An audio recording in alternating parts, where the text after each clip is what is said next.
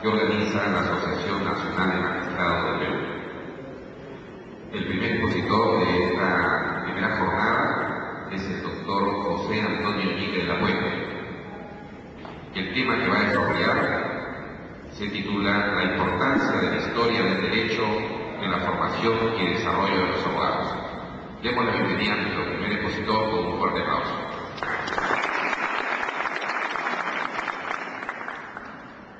Me di cuenta muy temprano que la historia del derecho favorecía los estudios no solo para el estudiante de derecho, como señalan los grandes historiadores como Víctor Tau Anzoátegui, uno de los más grandes historiadores del derecho argentino. Por eso el abogado argentino, el magistrado argentino, por eso tenemos a un Eugenio Raúl Zaffaroni, el autor de uno de los libros más brillantes de especulación sobre lo que es la filosofía penal y la dogmática jurídico-penal, que es la respuesta a Jacobs, a Roxin y a todos, pero sin pelearse, simplemente en el plano de la ciencia y la filosofía, donde está el libro que se llama El enemigo del derecho penal, el enemigo en el derecho penal, ¿no? Estoy recordando al segundo Montoya Chiquipoma cuando yo iba al colegio. No quiero decir que sea mayor que yo, sino que yo iba al colegio, yo ya estaba en la universidad, pero hablábamos de filosofía, de política y de historia, ¿no? Y ahí en el Trujillo lindo, que nunca olvidaré. Entonces, en ese momento les puedo decir a ustedes que la formación del abogado no solamente es la formación cuando uno es abogado, es la formación, la historia del derecho es importantísima para el estudiante de derecho, para el investigador jurídico, para el legislador, para el abogado, para el magistrado. Por lo tanto, el María del Refugio González Domínguez de la Universidad Nacional Autónoma de México y la importancia y utilidad de la historia del derecho, ¿no? Citando tanto a Víctor Tau Anzoátegui de Argentina, que también se preocupa de lo mismo y que abrió un curso para todos los que tenían que ver con el derecho, con el título, con la importancia y la utilidad de la historia del derecho para el desarrollo de la profesión de abogado, de la magistratura, y para hacer frente al descenso ético del ejercicio de la profesión, para superar la demanda de Piero Calamandrei, quien en 1919 escribiera el libro Demasiados abogados, ¿no? Antes del elogio de los jueces escrito por un abogado. ¿Cómo puede un abogado tener una enorme capacidad de análisis, desarrollarse en el criterio analítico, en el criterio exegético, que es el análisis de las normas, en el criterio dogmático, que es unir lo que se ha analizado y dividido en la exégesis, y poder elevar eso a la comprensión de conceptos, de dogmas, de principios, de fundamentos, de definiciones? Entonces, tenemos que recurrir a una formación que Francesco Cardellucci en Italia había hecho inscribir y registrar para la Facultad de Roma, hoy la Sapienza, donde decía así: el hombre de derecho que solo sabe de leyes no conoce nada de derecho. Y eso lo tomó en la Universidad de Antioquia, en Colombia, Argentino, Mantilla Pinero, autor de Filosofía del Derecho, editorial Texas de Bogotá. Esa biblioteca que tiene el segundo Montoya Chiquipoma, que es una biblioteca muy buena, la tenías en Trujillo, debes haberla incrementado, Chiquipoma. Entonces, les digo a ustedes, amigos, que considero que la abogacía no es de crisis, que hay abogados en crisis, pero la abogacía no es de crisis. Y eso lo hizo Jorge M. Angulo Algomero en la Universidad de Trujillo, en la casa de Bolívar y Sánchez Cordero. Y lo que pasa es que no hay una reforma real, una modificación real de los programas, currículum y de la forma de la enseñanza y aprendizaje del derecho. La gente ha sido ganada por el cuento, y digo cuento porque también lo académico tiene que basarse en la realidad, con todo una propaganda y un marketing que habla y hasta la saciedad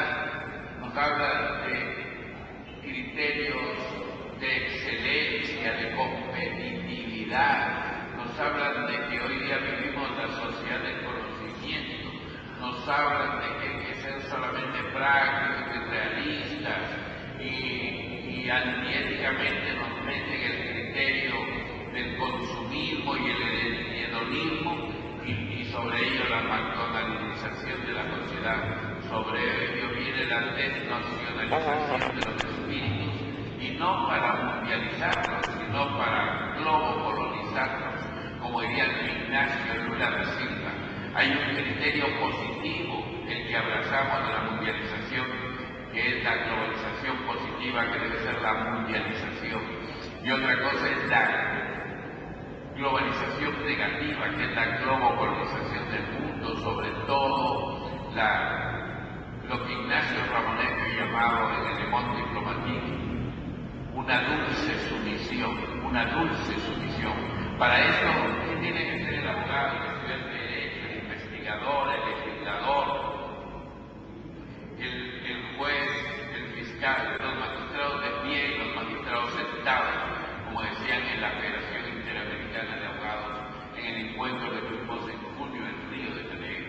El magistrado de pie, el fiscal, el magistrado sentado, el juez, tienen que tener una formación basada en lo que Francisco Tomás y Valiente, nacido en Valencia y en 1932 y asesinado por ETA el día 14 de febrero de 1996, presidente del Tribunal Constitucional Español, continuador de la obra de Manuel García Pelayo, escribió sobre la importancia para el hombre práctico, para el abogado, para los magistrados, para el constitucionalista, para la interpretación constitucional, para el razonamiento de la argumentación jurídica y para el ejercicio mismo,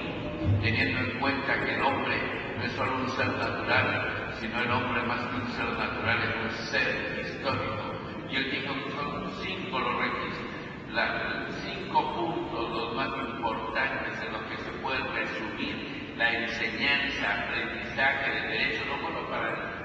pupilo, no solamente para el que comienza los estudios de derecho, sino para todos. Primero, la exigencia práctica. Segundo, la necesidad que debe tener el abogado y el que trabaja en el derecho, necesidad especulativa. Tercero,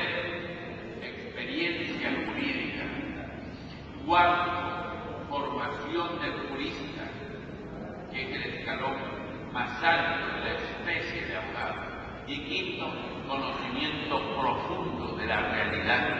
Entonces Francisco Tomás y Valiente va a sostener estos criterios, pero basado en lo que Guillermo Florín Margarán señalaba a sus alumnos del holandés nacionalizado mexicano